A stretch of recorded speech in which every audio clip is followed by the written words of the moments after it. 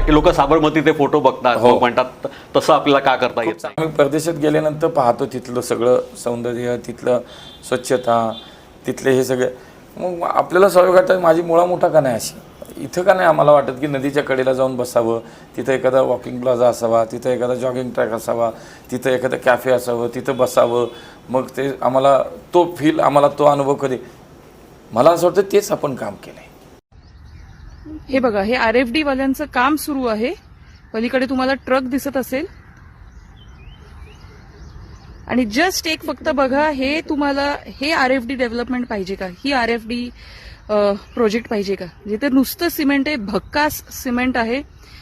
जी मुळापासूनची झाडे ती तोडलेली आहेत. हा भाग पूर्ण झालाय, आता ही साईड करायची आहे. आता हे हिरवगार बघा आणि ते सिमेंट बघा. तुम्हाला काय हवंय पुणेकरांनो? एकत्र या प्लीज, सगळ्यांनी एकत्र या, फार गरजेचं आहे. वेळ खूप कमी राहिलाय.